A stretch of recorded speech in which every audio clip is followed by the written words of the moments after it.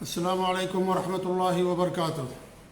الحمدللہ رب العالمین والعاقبۃ للمتقین ولا عدوان الا علی الظالمین، واشهد ان لا الہ الا اللہ وحدہ لا شریک لہ، واشهد ان محمدا عبدہ ورسولہ، صلوات اللہ وسلامہ علیہ وعلی آلہ وعلی اصحابہ ومن اہتدی بہدیہ واستنى بسنتہ الی یوم الدین، وبعد۔ معزز و مکرم و محترم ناظرین و مشاہدین و مشاہدات، اللہ کے فضل و کرم اور اس کی توفیق سے قیامت کی چھوٹی نشانیاں آپ کے سامنے بیان کی جا رہی ہیں۔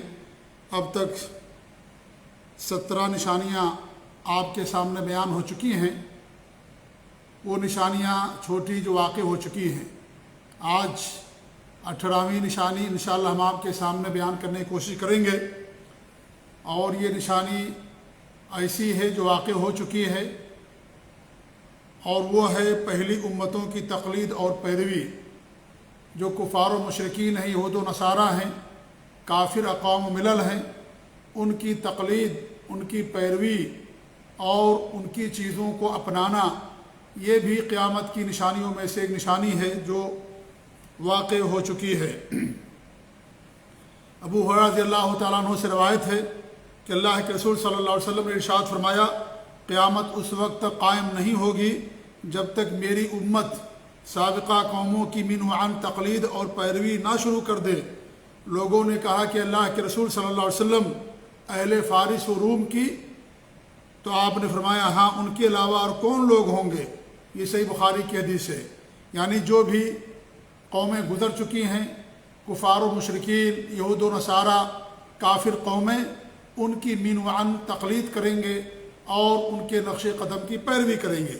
اس طریقے سے ابو سعید الخدری رضی اللہ عنہ فرماتے ہیں کہ اللہ کے رسول صلی اللہ علیہ وسلم کے ارشاد ہے، تم بلا شبہ اپنے سابقہ قوم ملل کی ہو بہو پیروی کرو گے، یہاں تک کہ اگر وہ ضب یعنی سانڈا کے بل میں داخل ہوئے ہوں گے تو اس میں بھی تم ان کی پیروی کرو گے۔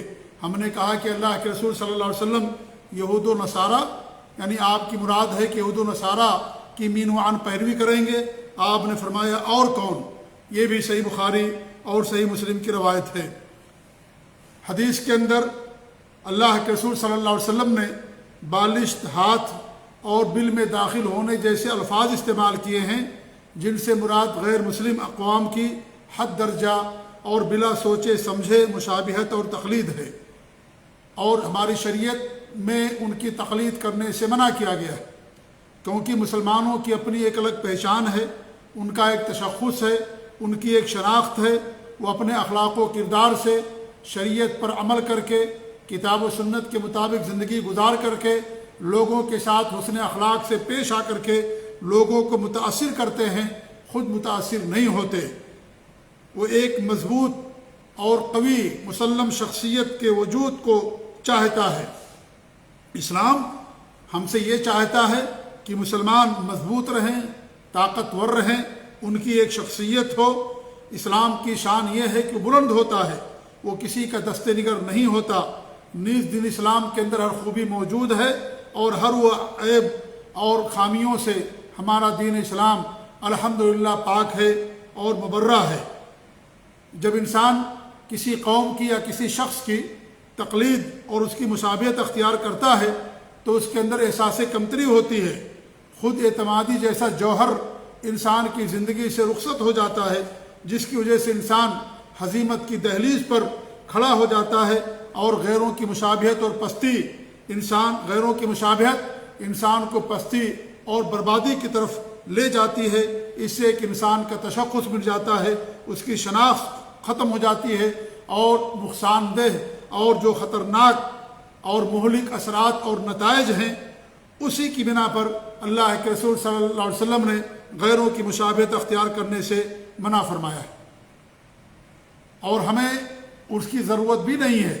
الحمدللہ ہمارا دین کامل ہے، مکمل ہے، ہمیں کسی کے نقش قدم کی ضرورت نہیں ہے۔ ہمارے لیے اللہ کے رسول صلی اللہ علیہ وسلم، آپ کے صحابہ اور سلف صالحین، وہ ہمارے لیے کافی ہیں، ان کے نقش قدم کی پیروی کرنے میں ہمارے لیے نجات ہے۔ لہذا غیر مسلم اقوام کی تقلید کرنا، مشابہت اختیار کرنا، یہ شریعت کے اندر حرام اور ناجائز ہے۔ لیکن افسوس کی بات یہ ہے کہ جس قدر شریعت کے اندر ان کی تقلید اختیار کرنے سے منع کیا گیا۔ آج افسوس کی بات یہ ہے کہ آج ہمارے معاشرے میں ان کی بہت ساری چیزوں کی لوگ نقالی کرتے ہیں۔ یہی نہیں بلکہ جو شرک ہے وہ بھی انہی کی وجہ سے انہی کی نقالی میں آیا، انہی کی نقالی اور ان کی تقلید کی وجہ سے آج مسلم معاشرے کے اندر شرک پایا جاتا ہے، جادو ہے، اور اس طریقے سے جتنی بھی برائیاں ہیں، معاصی ہیں، یہ سب کے سب انہی کی نقش قدم کی پیروی کرنے کی وجہ سے دین کے اندر آئی۔ اس طریقے سے بدعات آپ دیکھ لیجئے، بدعات کا بھی دائرہ لوگوں نے اس قدر وسیع کر دیا۔ اللہ کے رسول صلی اللہ علیہ وسلم کی ولادت پر جشن، اور اس طریقے سے انسان کا اپنا برتھ ڈے منانا، بچوں کا برتھ ڈے منانا، یہ سب ایسی چیزیں ہیں جو غیر مسلم اقوام ملل کی نقالی اور ان کی تقلید میں کی جاتی ہے۔ انسان کسی گھر کا افتتاح کرتا ہے یا کسی آفس کا یا کسی دکان کے افتتاح کرتا ہے اور انسان جا کر کے ریبن کاٹتا ہے، اور یہ بھی کیا ہے؟ یہ بھی غیر مسلم کی مشابہت اور ان کی نقالی اور تقلید ہے جو قطعاً ہمارے لیے جائز نہیں ہے۔ اس طریقے سے آپ دیکھیں بہت ساری چیزیں آج ہمارے دین کے اندر لوگوں نے ان کی نقش قدم کی پیروی میں بہت ساری چیزیں ایجاد کر دی۔ شادی بیاہ کی رسمیں دیکھ لیجئے، منگنی کی رسم دیکھ لیجئے، انگوٹھی پہنانے کی رسم دیکھ لیجئے، یہ بھی غیر قوموں کی وجہ سے ہمارے معاشرے کے اندر آئی۔ تو اس طریقے سے بہت ساری چیزیں جنہیں لوگوں نے دین سمجھ کر کے کرنا شروع کیا، وہ بھی ان کی نقالی اور ان کے نقش قدم کی پیروی میں، اور اسی طریقے سے دنیا کے تعلق سے بھی بہت ساری چیزیں ہمارے معاشرے کے اندر ان کی طرف سے آئیں۔ تو شریعت کے اندر ہمیں منع کیا گیا ہے غیر مسلم کی یا کفار و مشرکین کی مشابہت اختیار کرنے سے، لیکن مشابہت ان چیزوں میں جو جن کا تعلق دین سے ہے، ان کے مذہب سے ہے، ان میں ہمیں منع کیا گیا۔ البتہ اگر دنیاوی ایجادات ہیں تو ہمیں ان کے سے فائدہ اٹھانے کوئی حرج کی بات نہیں ہے۔ دنیاوی ایجادات ہیں، یہ دنیا کی چیزیں ہیں جو ہمارے مذہب سے نہیں ٹکراتی، ہمارے دین سے نہیں ٹکراتی، ان کو اختیار کرنے میں ہمارے لیے کوئی نقصان نہیں ہے، اور نہ ہی شریعت کے اندر منع کیا گیا ہے۔ ان کی وہ چیزیں، ان کے لباس اور ان کے عادات و اطوار جو ہماری شریعت سے مصادم ہیں، ہماری شریعت سے کے خلاف ہیں، ان چیزوں میں ان کی پیروی کرنا اور ان کی نقالی کرنا یہ شریعت کے اندر حرام ہے۔ ورنہ ایسا نہیں ہے کہ ہر چیز ان کی ہمارے لیے حرام ہے، ایسا نہیں ہے، بلکہ دین سے متعلق ان کی جو بھی چیزیں ہیں ہمیں اس کی ضرورت نہیں ہے، اور دنیا کی چیزیں جو ہیں اگر وہ ہماری شریعت سے مصادم ہیں، شریعت سے ٹکراتی ہیں، تو ہم بھی اس کو نہیں لیں گے۔ جیسے مرد و زن کا اختلاط ہے، بے پردگی ہے، یا سعودی نظام ہے، یا اس طریقے سے اور بہت ساری چیزیں آج معاشرے کے اندر رائج ہیں۔ تو یہ ساری چیزیں جو غیر مسلم اقوام ملل سے آئی ہوئی ہیں، جو ہماری شریعت سے مصادم ہیں، ان چیزوں کو ہم نہیں لیں گے۔ لیکن جو چیزیں شریعت سے نہیں ٹکراتی، کار ہے، موبائل ہے، جہاز ہے، کمپیوٹر ہے، دنیاوی ایجادات ہے، اور اس طریقے سے اور دیگر چیزیں ہیں، ہماری شریعت سے ان کا کوئی جو ہے تصادم نہیں ہے۔ دنیاوی چیزوں کے اندر اصل حلت اور اباحت ہے، لہذا ان چیزوں کو ان سے لیا جائے گا، اس سے فائدہ انسان اٹھائے گا۔